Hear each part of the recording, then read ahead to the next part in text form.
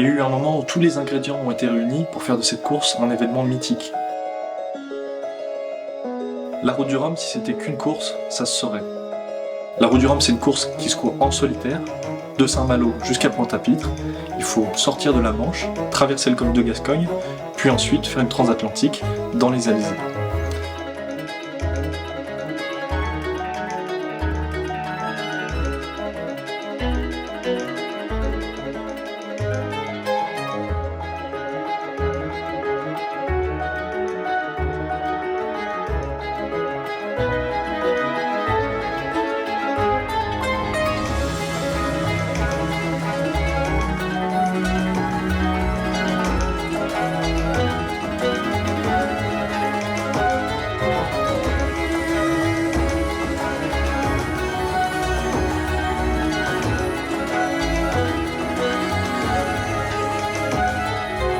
Je m'appelle Thomas Lurton, j'ai 25 ans, et je viens de finir ma première route du Rhum sur un trimaran de légende qui s'appelle Moxie Bâti-un-Mort.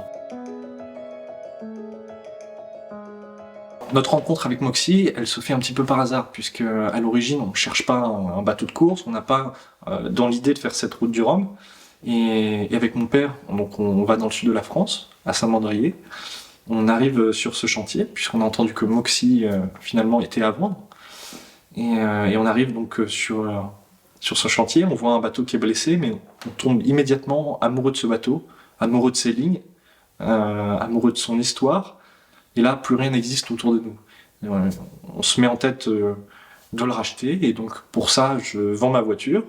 J'avais déjà au préalable quitté mes études, et on se lance dans ce projet un peu fou, en fait, sans filet et sans réfléchir en réalité. Et c'est le début de l'aventure. Et voilà, en fait, on tombe amoureux de cette histoire aussi. Moxie, c'est l'un des premiers multicoques à gagner une grande course océanique, transatlantique. Donc à l'époque, la transat anglaise représente le must, c'est le sommet de la voile en solitaire. C'est la course qui a fait naître des légendes comme celle de Tabarly, comme celle d'Alain Colas, avec Manureva. Et donc Moxie gagne la transat anglaise en 17 jours, avec Phil Weld, un Américain. Spécial Gilles Cauzanet. Weld est arrivé ce matin avec l'aube. On l'attendait dans la nuit, mais l'absence de vent l'a retardé. Accompagné par une douzaine de bateaux de journalistes et d'amis, il a parcouru les derniers milles qui le séparaient de Newport. En 18 jours, il pulvérise le record de la transat qui appartenait depuis 1972 à Alain Colas. Phil Weld est un personnage très particulier dans le monde de la voile. Pour lui, le multicoque est une passion à qui il consacre 6 à 8 mois par an. D'ailleurs, il en possède 2, parmi les plus beaux et les plus rapides du monde. Il l'a montré au cours de cette transat avec Moxie. Cette victoire de Phil Weld récompense en tout cas un homme qui court pour le plaisir, plus que pour la gloire qu'il aura pourtant bien méritée. À 66 ans, il va sans doute d'ailleurs laisser la place aux jeunes, comme il aime à le dire. Il la gagne en 17 jours en battant tous les grands noms de l'époque, tous les Français, Eugène Riguidel. Il y avait aussi Marc Pajot sur le premier trimaran à foil, le Paul Ricard. Il y avait Mike Birch qui venait de gagner la Route du Rhum sur un petit trimaran jaune justement. Et donc il bat tous ces grands noms de la voile et ce bateau du coup devient le plus gros des bateaux de l'époque. Alors pas forcément en taille mais en performance. Et on peut comparer aujourd'hui ça à un Gitana par exemple. Moxie et le Gitana ou le Banque Populaire de l'époque. Et donc c'est aussi la possibilité pour nous que de faire cette course, pour moi, de rendre hommage à tous ces hommes et toutes ces femmes dans les années 80 qui ont cru au multicoque. Donc bien sûr Walter Green qui construisait ces bateaux aux États-Unis, aussi Dick Newick qui était le sorcier du Med qui a pensé ces bateaux, qui les a designés, qui a traduit des lignes polynésiennes millénaires et qu'on a fait des bateaux de course modernes. Et ça, pour l'époque, c'était complètement révolutionnaire, complètement incroyable. À l'époque, en fait, on hésitait encore entre qu'est-ce qui était le plus performant, un monocoque ou un multicoque. On était au balbutiement, on mélangeait un petit peu tout, et c'est cette période très éclectique, en fait, où on mélange les genres, on mélange du monocoque, du multicoque, avec cette incertitude qui donne le frisson de la voile de l'époque. C'est-à-dire que certaines personnes s'engagent sur cette transat anglaise, comme Kersozon, par exemple, en étant persuadés qu'on peut encore gagner avec un monocoque. Alors que d'autres sont déjà résolument tournés vers le multicoque, comme Mike Birch, qui gagne juste 2 ans avant la Route du Rhum, qui est le premier réellement à gagner une course avec un multicoque conventionnel. On retrouve aussi Manureva, qui venait de gagner cette transat anglaise juste avant, mais avec un multicoque qui qui, mine de rien, n'a pas encore tout ce qui fait le multicoque d'aujourd'hui. Il a plusieurs bras de liaison, il n'y en a pas que deux, et la forme est encore différente. Donc on est vraiment dans ce balbutiement où on ne sait pas vers quoi aller, et c'est très riche d'un point de vue architectural. Donc, le Moxie il est construit tout en bois, et ça aussi c'est incroyable, en Red et Yellow Cedar. Et, euh, et je crois d'ailleurs que ça doit être l'un des bateaux de la Route du Rhum qui a le meilleur bilan carbone, puisqu'il a été construit en bois, il a 40 ans d'existence, et on s'est acharné à essayer de faire en sorte de recycler au maximum ce qu'on pouvait. Notre dérive vient d'un trimaran qui a gagné la Route du Rhum dans sa catégorie, qui est donc une dérive en carbone mais recyclée qu'on a réparée. On a donné nos voiles à un projet qui essaye de lancer des low-tech. Donc en fait, on a essayé de faire marcher cette économie circulaire pour rendre le projet à la fois sportif, mais aussi écologiquement propre, ou du moins du mieux qu'on peut. Je crois qu'aujourd'hui, il y a une urgence climatique, personne ne peut le nier, et c'est aussi à nous, en tant que sportifs, dans n'importe quel sport, et encore plus dans la course au large, d'amorcer un changement, de naviguer autrement, et on peut le faire, avec des vieux bateaux, avec des bateaux qui sont issus de l'économie circulaire, où on utilise des matériaux recyclés, où on fait nous-mêmes des choses. Parce qu'il faut pas attendre le changement. Parfois, il faut l'amorcer. C'est aussi ce qu'on fait avec Moxie et ce que d'autres font. Et ça nous tenait vraiment à cœur aussi de pouvoir montrer que c'était possible d'allier performance avec une partie d'artisanat, une partie de recyclage et beaucoup d'histoire. Alors Moxie, c'est un bateau d'intérêt patrimonial. C'est-à-dire que c'est un bateau où, évidemment, on a une conscience. En fait, on s'estime pas vraiment être les propriétaires, que ce soit moi, mon père ou Christophe, du bateau, mais plutôt les conservateurs de ce patrimoine. Les conservateurs de cette histoire, ça restera à jamais le bateau de Phil, donc de Phil Weld qui a gagné la Transat anglaise avec, le bateau de Dick Newick et le bateau de Walter qui l'a construit. Et nous, on est là en fait pour faire un passage de flambeau, entre guillemets. Donc c'est pour ça qu'on a sauvé ce bateau. Et donc dans le refit, effectivement, on a essayé de coller au maximum à l'image qu'on pouvait avoir du bateau, l'image du bateau quand il coupe la ligne d'arrivée à Newport, c'est-à-dire qu'on a refait une capote à l'identique, exactement. On a essayé de faire tout l'aménagement intérieur en fonction de ce qu'était le bateau à l'époque et de ce qu'était la philosophie donc de l'architecte, c'est-à-dire le moins on en fait, le mieux c'est. Donc ça reste très simple à l'intérieur. On a refait quand même le plan de pont parce que mine de rien, les techniques ont évolué, les bouts ont changé, tout est plus fiable maintenant par rapport à l'époque. Donc on se retrouvait avec un bateau qui avait 12 ou 13 winches sur le pont, sur le mât, et donc là on a enlevé presque la moitié des winches, puisqu'en fait on n'a plus besoin d'avoir un winch sur un bout sur un winch, et ça c'est très intéressant d'un point de vue ergonomie, et c'est très très intéressant d'un point de vue de fabrication, d'un point de vue d'architecture, que de repenser un bateau tout en conservant ce qu'il était lui-même à l'origine. Donc on a changé le mât également. C'est un profil mât L, c'est-à-dire que c'est un mât qui pivote en fonction de l'angle du vent pour améliorer le flux d'air sur la voile, tout simplement parce qu'une voile c'est comme une aile d'avion, il y a une dépression et une surpression, et le mât permet de garder au mieux le flux pour qu'il soit le maximum laminaire et qu'il y ait le moins de dévents possible, de tourbillons marginaux comme on appelle ça.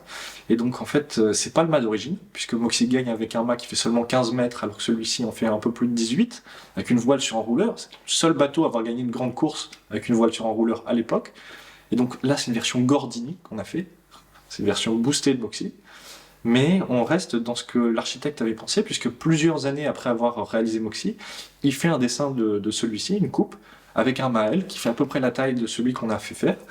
Donc en fait, on reste dans l'idée aussi que Moxie est un bateau de course, et un bateau de course, ça se veut performant, et donc on va pas rester bloqué non plus dans une époque, sachant que ce bateau était résolument moderne à l'époque, donc il faut apporter aussi une touche de modernité, ça n'aurait pas de sens de laisser un bateau dans son jus alors qu'il navigue encore et qui court encore avec d'autres personnes. Alors pourquoi avoir envie de faire la Route du Rhum ? En fait, la Route du Rhum, ça a été aussi un moyen, en tout cas on l'a vu comme ça, de remettre en état ce bateau, c'est-à-dire de trouver des partenaires avec qui avancer en commun et réparer ce bateau, l'optimiser et sauver ce patrimoine qu'il représente.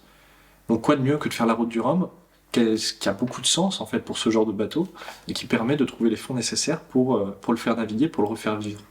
Donc ça c'est le constat d'origine, c'est de là d'où tout part en fait.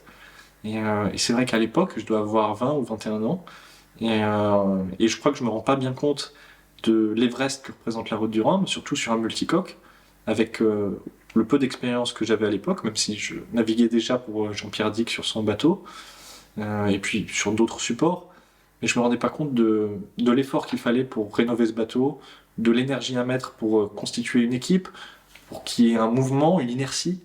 Et ça, c'est quelque chose qu'on apprend sur le tas. Je crois qu'on peut pas se préparer à ce genre de choses. Et, euh, et ouais, c'est la genèse un petit peu de cette route du Rhum. C'est une envie de faire revivre quelque chose, un phénix qui renaît de ses cendres. Et, euh, et quoi de mieux que de le faire par la plus belle des façons, quoi.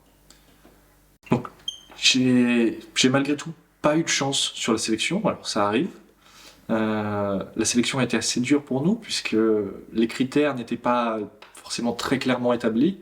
On pensait pouvoir passer puisque l'histoire du bateau comptait.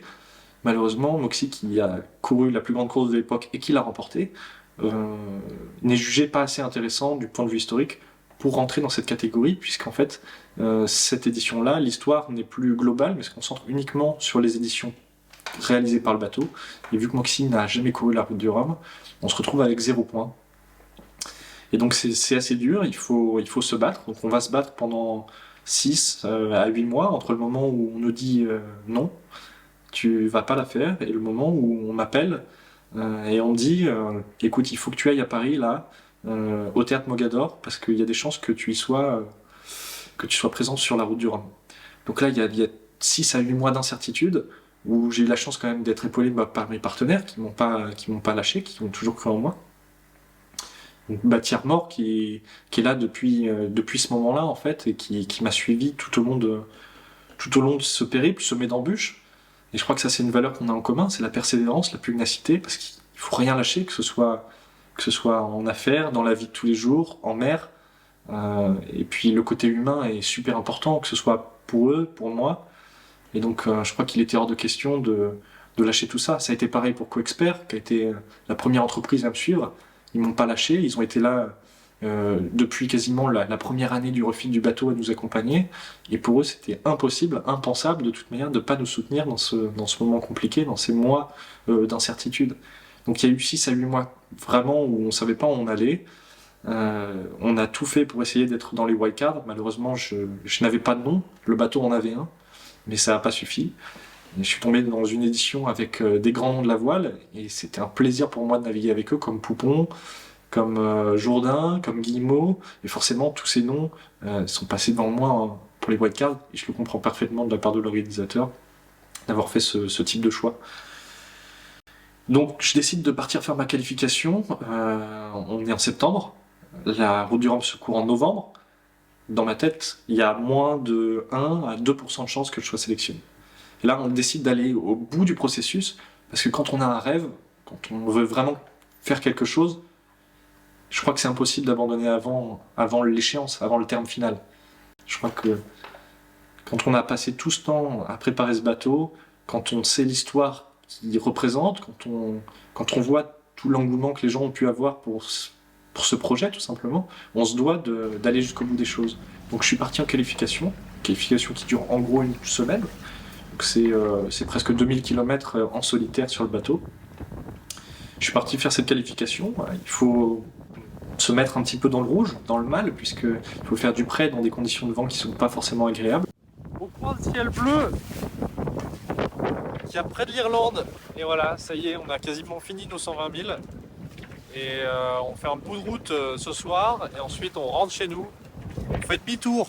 Et voilà, ça c'est bon. C'est aussi l'occasion de tester le bateau en plus du marin pour les organisateurs. Et donc je pars faire cette qualification qui se passe bien, même si elle est difficile. Je crois qu'il n'y a de toute manière aucune navigation en solitaire qui est une promenade de santé. Et voilà, ça y est, c'est la fin qui approche. Il est là. Il est là le soleil. Enfin. Après tout ce temps, on l'a cherché un peu partout en Irlande, mais en fait, il était juste chez moi. Voilà, donc bah, un peu plus de 1000 milles en solitaire sur Moxie. C'est pas mal, c'est pas mal. Là, je me suis un peu relâché cette dernière nuit, là, je l'ai senti physiquement et mentalement, donc bon, faut tenir en fait. pas lâcher avant d'être arrivé parce que sinon c'est droit dans les glénans. Allez, à plus, ciao. Et très formatrice, puisqu'en fait j'arrive au bout de mon processus d'apprentissage, de transmission avec les marins qui composent l'équipe. Et j'ai besoin en fait tout simplement d'être confronté aussi à moi-même, de prendre les rênes du bateau, parce qu'à un moment donné, de toute manière, même si on peut continuer indéfiniment à puiser l'expérience dans les autres, je crois qu'il y a des ressources qu'on doit activer en nous et qui se font que en mode solitaire. Donc ça a été très initiatique comme expérience, comme qualification. Et donc j'arrive ravi de cette expérience, mais en pensant que j'allais pas être sélectionné. Et là, on m'appelle en me demandant du coup d'aller à Paris, au Théâtre Mogador, d'assister à cette conférence de presse, dans l'hypothèse où je pourrais éventuellement être sélectionné. Il s'avère qu'à 1 mois et demi du départ, on m'annonce par un coup de fil que je suis sélectionné. Donc là, je tombe un peu dénu. Je suis super heureux, mais en même temps, il faut réactiver plein de choses. Puisque le bateau n'est pas armé, pas préparé pour ça, même si j'ai fait comme si pendant plusieurs mois je travaillais tout seul sur le bateau, donc tout n'est pas fait, tout n'est pas prêt. Et là, c'est branle-bas de combat pour un deuxième pilote, pour trouver des gens pour vérifier le moteur, pour vérifier un peu tout ce qui peut l'être, envoyer les voiles faire un flocage. Et c'est là où il y a une main tendue qui est presque inespérée pour moi. C'est OSE, c'est l'ANR France. C'est une association qui se bat, qui lutte contre des maladies génétiques, qui s'appellent les neurofibromatoses. Ça touche environ une personne sur 3000. On peut être porteur sans le savoir. Il y a des mutations spontanées, ça peut toucher tout le monde. Et cette association qu'on soutenait, en fait, depuis l'été, on avait eu l'occasion de rencontrer certaines personnes qui étaient atteintes de cette maladie, de faire une sortie avec eux. Me contactent, m'appellent en disant écoute Thomas, on a réfléchi, on sait que le moment est difficile pour toi, mais on veut t'aider. Et là, c'est une main tendue qui est tellement inespérée que ça se refuse pas. Et là, je les embarque avec moi, on embarque tous ensemble dans cette aventure qui devient aussi la leur. Et donc, on fait floquer les voiles aux couleurs de cette association. Et là, je suis l'homme le plus heureux du monde à ce moment-là, parce que au-delà du fait de pouvoir faire cette route du Rhum, je la fais avec des humains, avec toute cette inertie qu'il y a derrière, que ce soit de la part de Bâtir Mort, avec Damien qui a été juste super avec moi, avec tous les employés que j'ai pu rencontrer qui me soutiennent, cette association-là, avec toutes ces personnes, ces hommes et ces femmes qui sont pleins de quelque chose qui est indescriptible en eux, qu'on voit dans leur regard. Bon, voilà, c'est complètement fou. Au-delà de tout ça, c'est une aventure humaine qui démarre, et là, c'est juste incroyable. Puis en fait, on s'en rend pas compte, mais au final, moi, j'ai été super fier de porter ces couleurs, de porter leurs couleurs, de me battre pour eux sur l'eau. Mais il faut pas oublier que ces gens-là, ils se battent tous les jours. Tous les jours, ils font une route du Rhum. Toutes les semaines, c'est la route du Rhum. Toutes les semaines, c'est difficile pour eux. Et en fait, c'est qu'un aperçu de ce qu'ils peuvent vivre au quotidien. Et ça, c'est très motivant parce que quand on prend un riz, quand on en envoie un, de nuit, sous la pluie, quand on est dans un front, et qu'on regarde sa voile et qu'on voit pourquoi on le fait, pour quelle personne on le fait, quand je regarde ma coque et que je vois écrit dessus Bâtir Mort, quand je lève les yeux, que je vois co-expert sur ma baume, quand je pense à toutes ces femmes, tous ces hommes qui ont la neurofibromatose qui sont venus me voir, ben je sais pourquoi je le fais, quoi. Je sais pourquoi je le fais, je sais pourquoi j'en chie à ce moment-là, je sais pourquoi je transpire. Et en fait, cette ligne de départ, qui était pour moi une ligne d'arrivée, donc la ligne de départ de la route du Rhum, qui finalement est la ligne d'arrivée de tout ce processus qui a été super long, et ben c'est aussi, c'est plus mon objectif principal en fait. Mon objectif principal, il change, il devient de porter les valeurs de toutes ces personnes. Et je crois que ça, c'était vraiment le plus important. Alors arriver au bout, j'y pensais même pas. Et je crois que c'est le pompon sur le gâteau que d'arriver au bout. Mais il y a des choses plus importantes que la course en elle-même.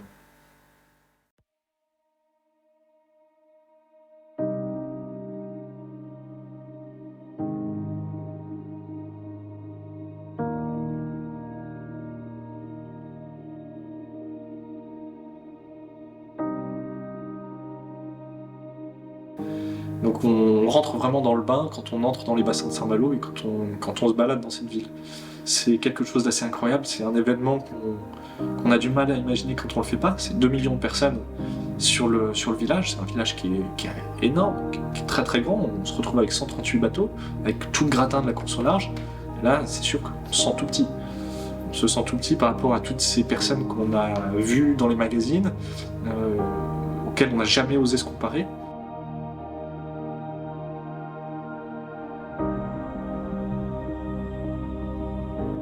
Sur liste d'attente, vous êtes sur liste d'attente, vous êtes tout qualifié. Ça fait quoi? Un mois vous êtes sûr de partir? Ouais, ça fait même moins d'un mois en fait. On a fait la qualification avec l'idée en tête d'aller jusqu'au bout. Peut-être 4% de chance seulement d'être sélectionné, c'est le cas. Comme quoi, à force de pugnacité, d'efforts, parfois on y arrive. Et puis on se sent tout petit par rapport à la masse de gens qui partagent cette même passion qu'est la voile en fait. Et encore plus de se rendre compte que Moxy est aimé par beaucoup de passionnés qui ont vécu dans les années 80, ou pas d'ailleurs, et qui sont tombés amoureux de ce bateau aux lignes assez incroyables et à l'histoire fabuleuse. Alors évidemment, lui, il était sur la liste d'attente, la qualif était prête, il avait payé son engagement, le bateau était prêt, il attendait un désistement. Il y a eu un désistement, la direction de course a dit Thomas, t'es prêt? Oui, la battue sur le départ de cette route du Rhum destination Guadeloupe. Thomas Burton, le skipper de Moxy Baltimore. Donc ensuite, il y a le départ de cette route du Rhum. Donc bien sûr, il y a un déchirement. Il y a un déchirement qui est celui de quitter sa famille, quitter ses amis, et de partir vers un monde qu'on ne connaît pas en fait au final. Puisque la mer est changeante en permanence, on ne sait pas, on avance vers l'inconnu. C'est toujours aller vers un territoire hostile et sans savoir réellement ce qu'on va y trouver. Les adieux sur le bateau sont pas faciles, parce que ça saute à l'eau quelques minutes avant de prendre le départ, on sent toute la pression qui commence à monter, tous les bateaux sont réunis juste derrière cette ligne de départ, et là du coup on sait qu'avant même le départ de la course, il faut faire très attention pour éviter un contact avec un autre bateau, pour éviter que la course s'arrête prématurément.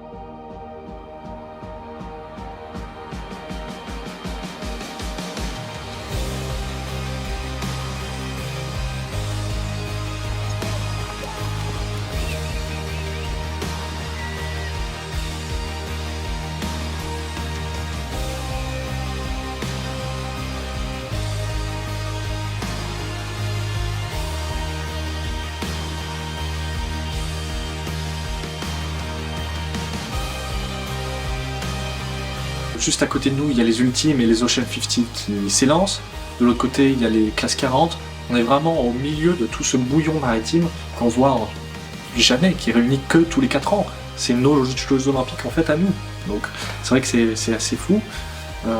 De là, on part, s'ensuit des bords de près, qui se passent plutôt bien pour le bateau d'ailleurs. On se retrouve dans une position plutôt confortable.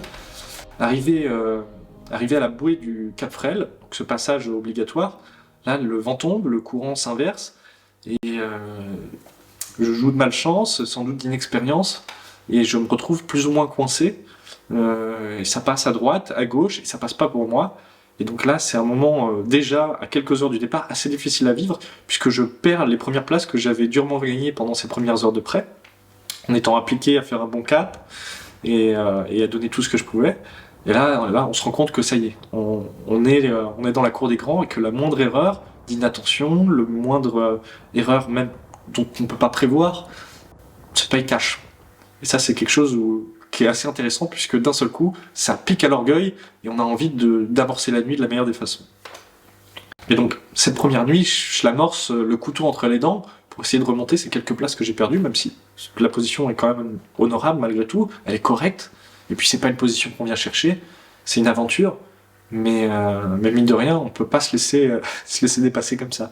Et donc cette première nuit est juste fabuleuse, puisqu'en fait on a du vent, mais on est abrité du plus gros de la mer, proche de la côte, et là je me retrouve dans la flotte des classes 40, à les remonter, puisque ces bateaux avancent entre 10, 11, voire 12 nœuds, et moi je dois être aux alentours de 15, 16, je fais des pointes à 17, et là du coup je slalom, je zigzag entre tous ces bateaux qui me l'offrent parfois, on fait pas la course l'un contre l'autre, mais qui me l'offrent, entre les classes 40, les cailloux, et là c'est génial, là c'est une nuit une minute folie, je vais me coucher pendant 2 minutes, je ressors, je me retrouve collé à un classe 40, on peut se voir, on peut se dire bonjour entre concurrents, alors qu'il est 2 heures du matin, dans la nuit de novembre, quoi. Et ça, c'est juste fou.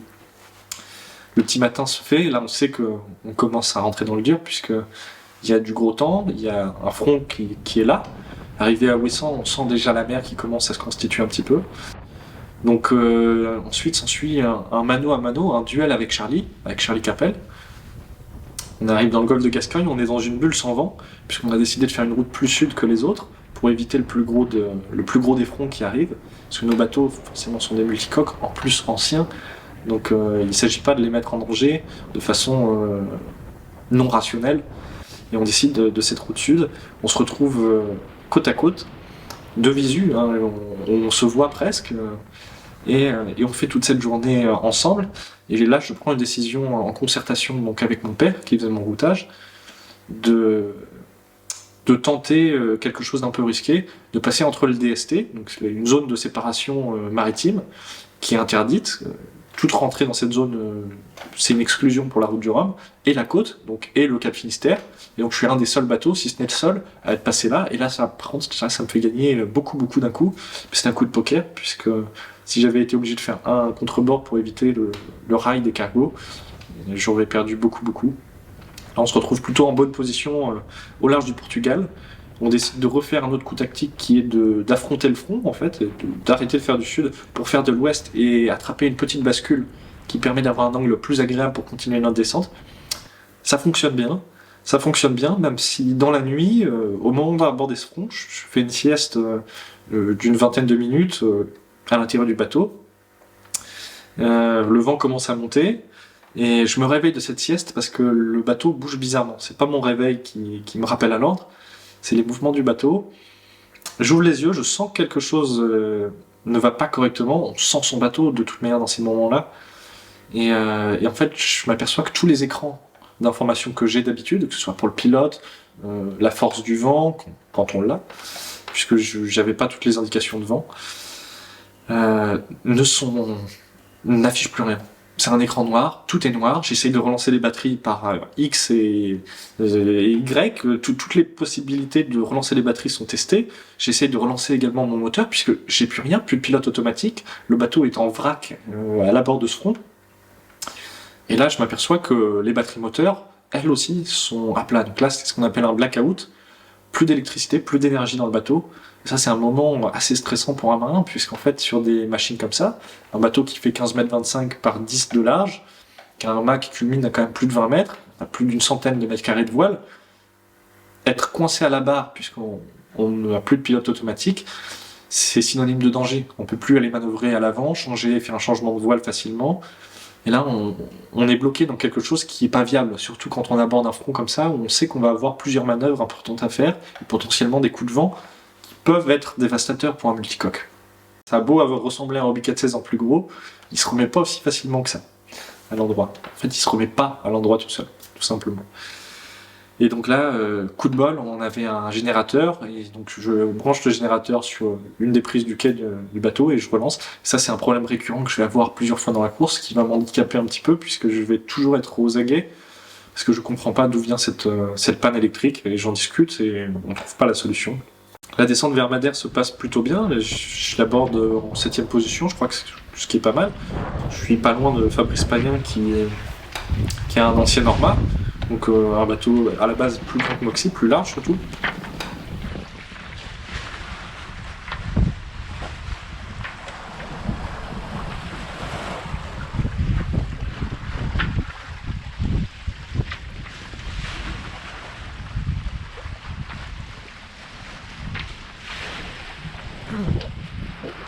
Et voilà, c'est Madère qui est derrière, là.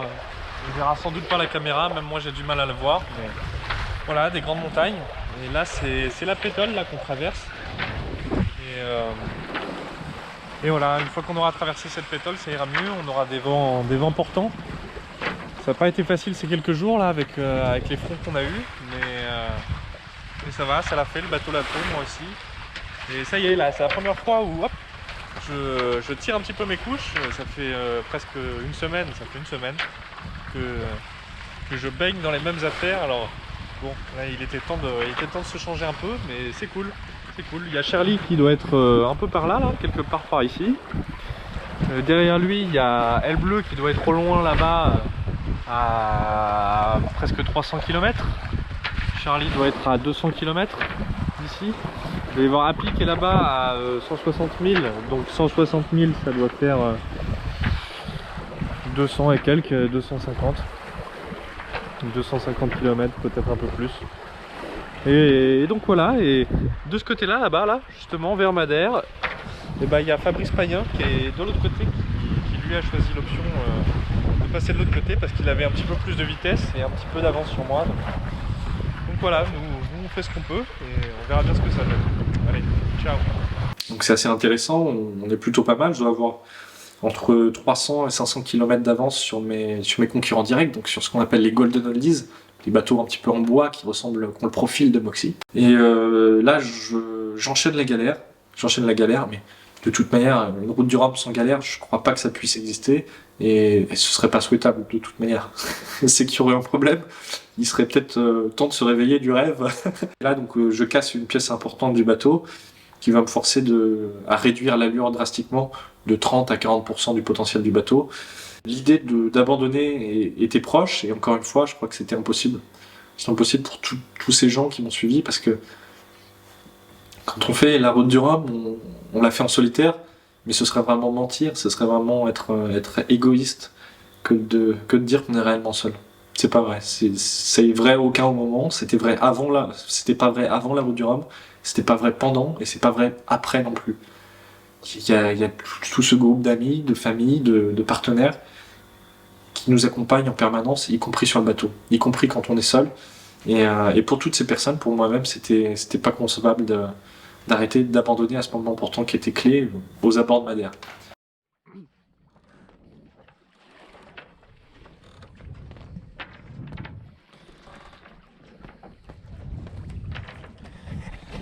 Et voilà, on est le 17.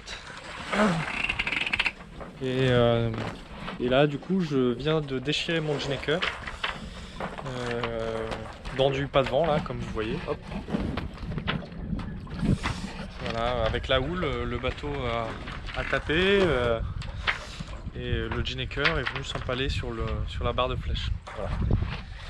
Donc bon, c'est une petite mauvaise nouvelle. Donc voilà le coupable ici, ou la victime, et voilà la victime ou le coupable. Je sais pas, je crois que les rôles peuvent être inversés. Donc voilà, là je vais le descendre, et puis voilà, et le ranger, parce que pour lui c'est la fin. Là je pourrais éventuellement le réparer, mais je pense pas en avoir besoin plus que ça, et ce serait prendre un nouveau risque que de l'envoyer réparer rapidement. Donc, voilà. Bon, allez. Ciao, là il y a un petit peu de vent qui revient, donc ça c'est cool.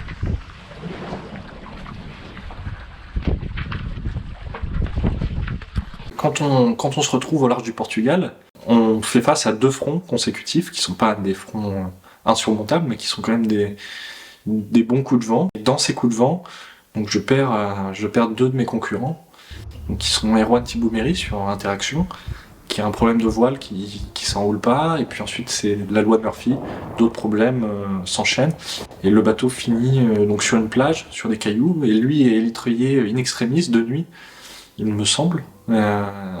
Et donc là, ça jette un petit peu un froid quand je la prends, forcément, puisque Erwan, c'est un voisin de ponton de la route du Rhum.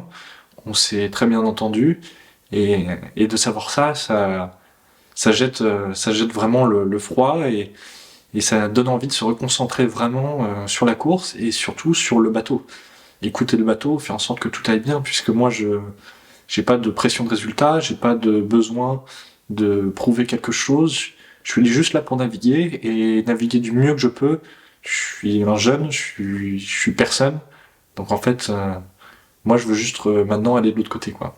Juste au même moment, il y a Brieux Maisonneuve, dans ma catégorie, donc sur un gros catamaran, qui fait 50 pieds, la même taille que Moxie, qui chavire, donc aussi au large du Portugal, dans un gros coup de vent. Et là, c'est sûr qu'on sent que la course... La route du Rhum, en fait, c'est ça, quoi. Elle est vraiment là, et là, elle me touche, puisqu'elle touche des concurrents de ma catégorie. Au même moment, il y a aussi Thibaut Vauchel-Camus qui sur son Ocean 50, donc un trimaran qui fait la même taille aussi que Moxine, mais en plus extrême, chavire également. Là, on se rend compte que ça y est, vraiment, on est dans ce qui fait la route du Rhum, cet essence de prise de risque, et cette élégance, en fait, d'aller vers le risque.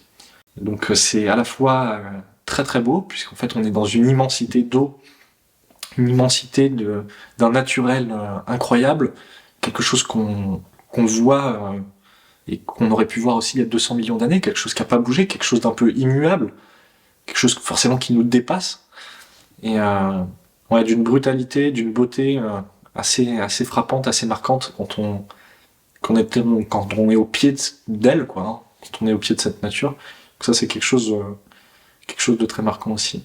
Les Alizés, pour moi, c'était presque une nouveauté, puisque j'avais déjà essayé de faire une transatlantique en course, malheureusement soldée par un abandon suite à la casse d'une pièce majeure sur le catamaran sur lequel j'étais. La première partie de la course, c'est réellement de la performance, mais c'était pas l'objectif premier, donc les 10 premiers jours, et ensuite je passe en mode aventure.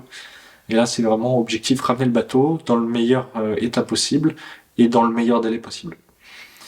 Et en fait, ces 10 derniers jours, du coup, je les aborde d'une façon complètement différente à cause de ces problèmes, que ce soit de voile, des problèmes plus importants sur le bateau, des problèmes électriques que j'avais perdu mes feux aussi, même si ça c'est annexe. Et puis surtout, j'ai perdu la possibilité de communiquer avec ma grosse antenne, c'est-à-dire que j'ai plus de position des autres bateaux, j'ai plus vraiment de météo qui rentre, en tout cas pas correctement. Donc en fait, je suis un peu sourd, aveugle, et du coup, j'avance à tâtons par les informations que je peux recevoir de mon routeur. Bah, on rentre dans quelque chose d'autre qui est vraiment de l'ordre de l'aventure. Au final, c'est ça qu'on est allé chercher aussi. Et du coup, pendant une dizaine de jours, c'est vraiment de l'aventure. Bon bah ça y est, on arrive au bout, là je vois mon serrage juste là-bas. Et c'est dommage là, ça se termine alors que c'est cool là. Bon. Il va y avoir le soulevant de la Guadeloupe, là ça va peut-être être difficile quand même. Et voilà. Bon allez. Et tout à l'heure quand on voit la Guadeloupe, je pose hors la caméra. Allez, ciao.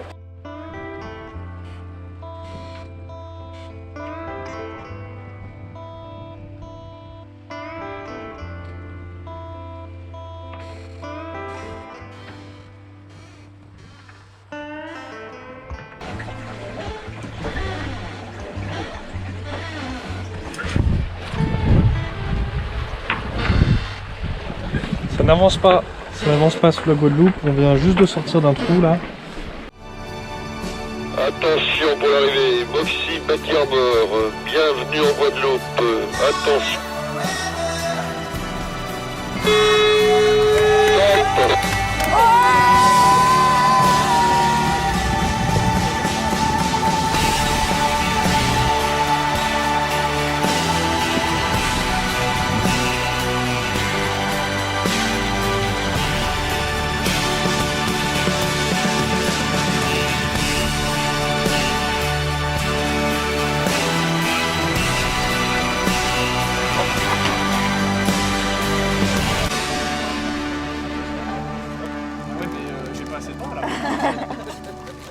Je suis fatigué là, c'est lourd. Super petit ponche.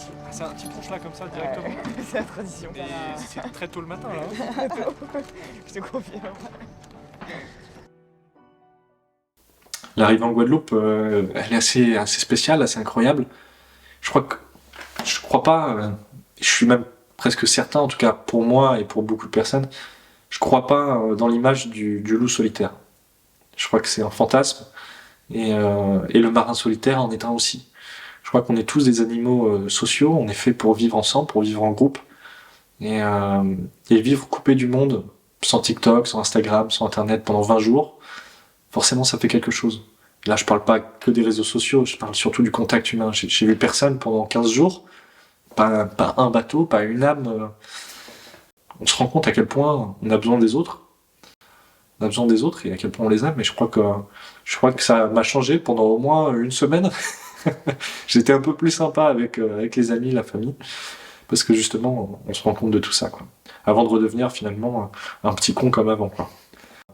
Assez spécial, et je finis au petit matin, vers 5h, à couper la ligne, et c'est la délivrance, quoi. Là, plus rien ne compte, la plupart des gens qui sont importants sont là, et il y a juste envie de profiter avec eux de ce moment-là. Je crois que c'est un des plus beaux moments de la route du Rhum, un des plus beaux moments de ma vie aussi, un des plus beaux moments de partage, tout simplement. Donc, c'est quelque chose qui restera marqué au même titre que le départ, au même titre que des événements personnels.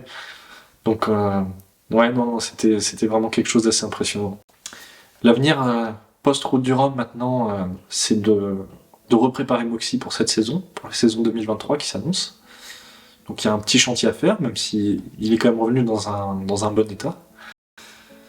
Puis forcément, je peux pas évoquer la suite sans faire un vrai remerciement à Bâti Armor, à Damien qui a cru en moi, j'ai déjà parlé tout à l'heure, à l'ANR France, Ose, qui m'ont tendu la main à un moment où c'était pas évident, puis à Coexpert qui a été là à mes côtés depuis le début, qui a cru en moi, ils ont cru en moi à un moment où il y avait encore rien, où je naviguais très peu, donc ça c'est un gros remerciement.